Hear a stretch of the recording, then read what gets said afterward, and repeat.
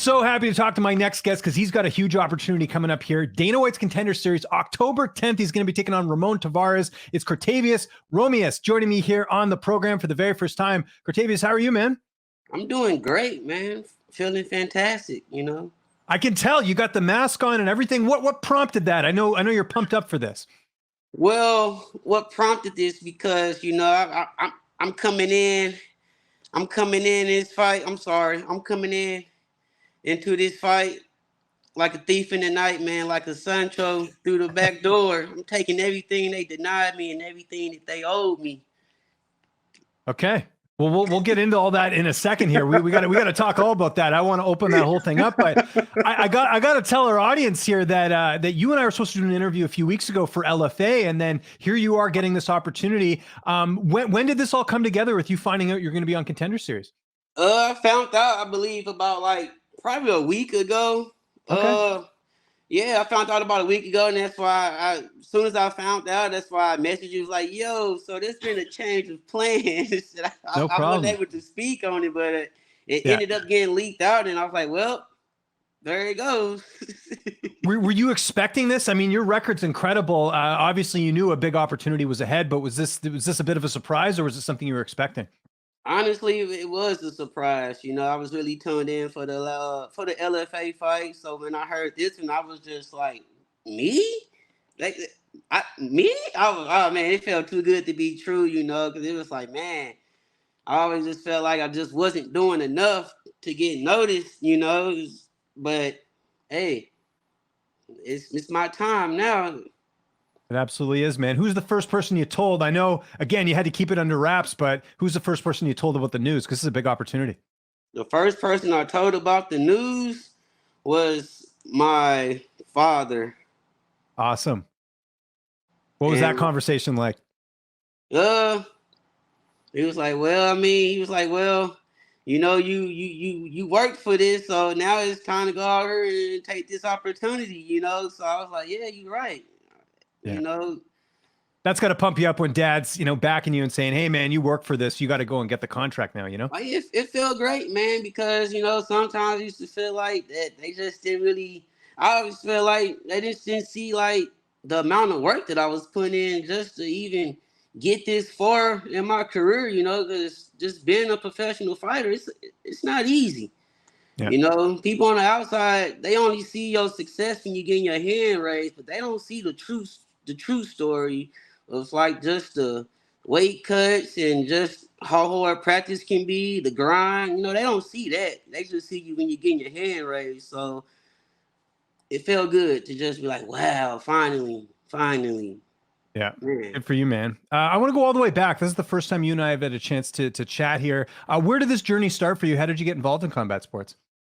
I remember it was like I'm getting ready to graduate high school. And I remember my teacher was like, write down what you wanted to be or do after you graduated. And, you know, throughout the whole school, like senior year, throughout the whole year, I'm just like, man, I was confused myself. Like, man, what am I going to do? I used to always hear everybody, oh, man, you should do MMA. You should do MMA. You'll be good in that. And I'm like, for real, y'all think that? And I'm like, you know what? Yeah. So I wrote it down. She came by and was just like, UFC champ. I wrote down I want to be a UFC champion in 2014. That's what I wrote down.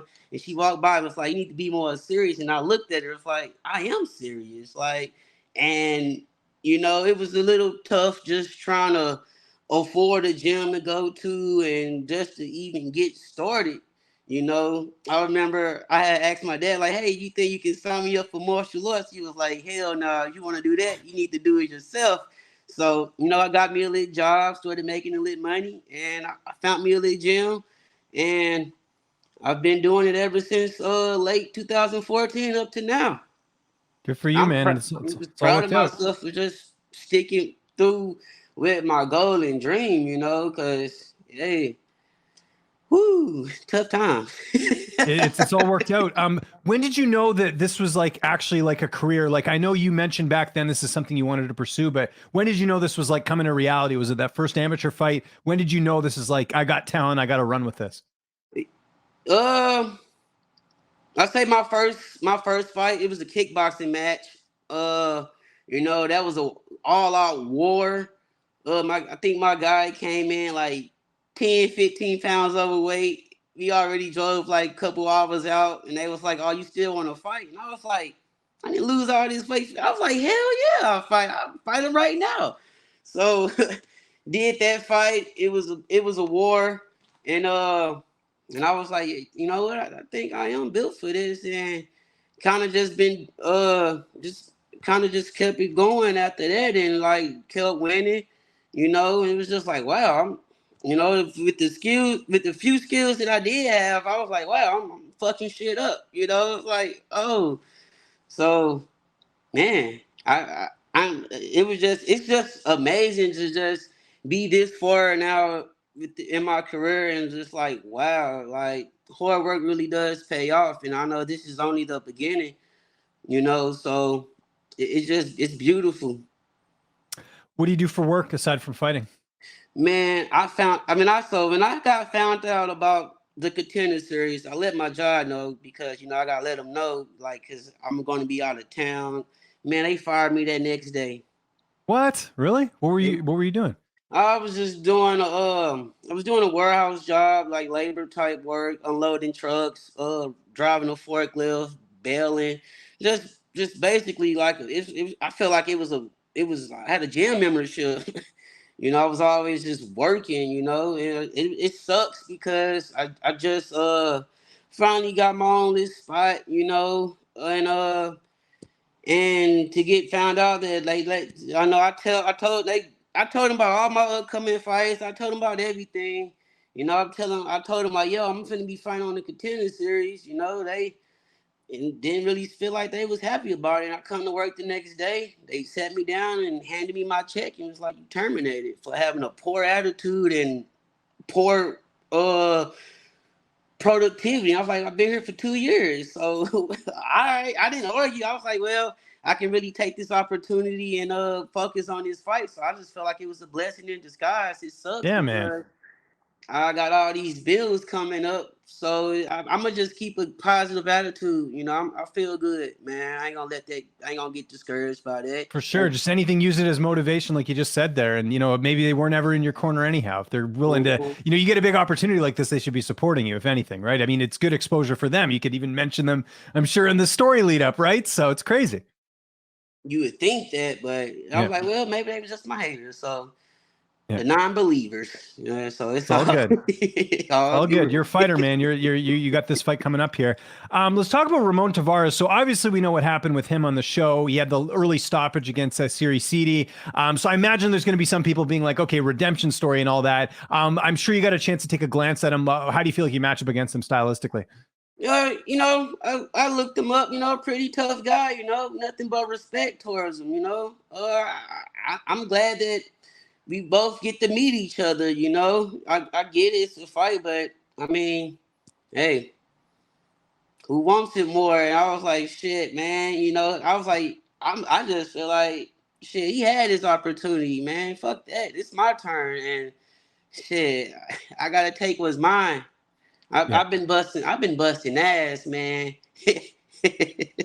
I can tell. I can tell. What about camp? Where are you training right now? Who've been some of the main training partners helping you get ready for this one? My main training partner has been like Jamise. His name Jamise Taylor. I got Drew Gigex. I got my boy Peaches. Got my coach's wife Celeste. Even the coach himself, my coach son, his Hickson. Like I got a great team, man, and it's small it grew, but hey, we put in that work, man, and we grind. We kick ass, man. We kick ass. So What about the weight cut? I know we got some time. When does that process start? How's all that going ahead of the fight? everything is going great. I feel great. Weight cut's gonna be a breeze. I ain't even worried. I'm not. That's the last thing I'm worried about. Yeah. Okay. I'm Good. I'm feeling good, man. I just can't believe all this is happening. I still haven't had a chance to just accept everything that's been going on because it's just like, man, like, wow, it's Yeah. here. I know it's coming around the corner here. Who's going to be making the trip with you to Vegas? Who'll be in your corner? Got my two coaches, grappling coach, Tracy Taylor, and they got my striking coach, Quinn O'Brien. How's this fight playing out on October 10th? How do you see it unfolding? I say it's gonna be domination. I mean, I'm coming out there and I'm just gonna look good in it everywhere. You know, I'm gonna be a true mixed martial artist. You know, I'm doing everything. I don't even know what I'm gonna do. Yeah, just kind of see what happens. Yeah, exactly. It's all about getting the win. I mean, there obviously is that pressure of going out there and getting the finish and all that because you want to get the contract there. But you're a guy that, I mean, does not go the distance. So you got to feel good about that because you're a guy that goes in there to finish. Yeah, I feel good about that. Sometimes I want to, test it out just to see, but it don't really go there for us. So I was like, well, I can't really be mad at that. I guess I'm just doing what I'm supposed to do, So honest, it's no pressure. Only pressure is just like, all right, just more eyes on me, and just I'm in front of the owners and stuff. So like it's like, oh crap. But other than that, I feel good, man. I just feel like I was just born to do this, I just feel like my whole name. I was like, wow, I'm a gladiator. I'm a warrior. Yeah, absolutely, man. What do you think about the bantamweight division right now in the UFC? It's really going through a lot of changes. We have a new champion, Sean O'Malley. Do you feel like the timing of you getting this opportunity is pretty good? Because we're seeing kind of a changing of the guard. I feel like the timing is perfect. Like the weight class is popping, man. It's a lot of talent. It's just a lot of talent in all the weight classes. But bantamweight, yeah, man, things has been changing. There's people coming out of nowhere, but that's just them grinding. They hard work just paying off. If it's their time, Yeah, it's their turn. absolutely. So. What did you think of O'Malley beating Sterling? I think, again, he was the underdog going in. I don't think a lot of people expected him to win. I didn't expect him to win the way that he did, but I knew it was honestly, wasn't expecting it to I thought it was gonna be I thought it was gonna go all 5 rounds and just be a great fight. But it still was a great fight, period. It was like, wow, shut him up. I couldn't say nothing. Nothing but respect to O'Malley, shit. So Yeah. I salute you. Yeah. Absolutely, man. We are excited for this fight. Like I mentioned, Dana White's Contender Series, October 10th. You don't want to miss it. Cortavious, thanks so much for doing this, man. Glad you made it through without any breathing problems. I like that. I like the mask, man. It's good. You should walk out with that if they'll let you. Oh man, I'm back doing that, boy. Oh yeah, I didn't even ask. So what do you mean by steal the night? You're going to go in there and steal. Do you feel like you're going to be an underdog here? That was another thing I was going to ask you. Man, honestly, I always feel like I'm the underdog. Every fight I've had, I always felt like I was the underdog. I'm like, yeah, like I remember, what was it, that spinning knockout kick, that fight, that David Evans, whatever. I was the underdog in that fight, and I was the champion. I didn't even get promoted that fight, and I didn't get no pictures posted of me until we did face off. I felt so disrespected by that. Yeah. You know? Yeah. So you're kind of used to being in this role, right? Always.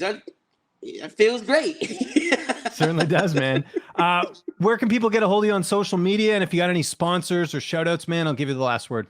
Oh yeah, you want to find me? You can find me on I'm on Facebook, full name Cortavious Romious. It's the same thing on Instagram and Twitter. I'd like to give a huge shout out to TaylorMade BJJ and a huge shout out to KBC Garage and a huge shout out to Eyewitness Fitness. Check him out if you're in the spot in St. Louis. Great place to go train, man. Bunch of great people there, so huge shout out to them. And just another shout out to my management, Iridium, for believing in me and giving me the opportunity to go out here and do what I got to do, so respect. Shout out to everybody, I got love for everybody.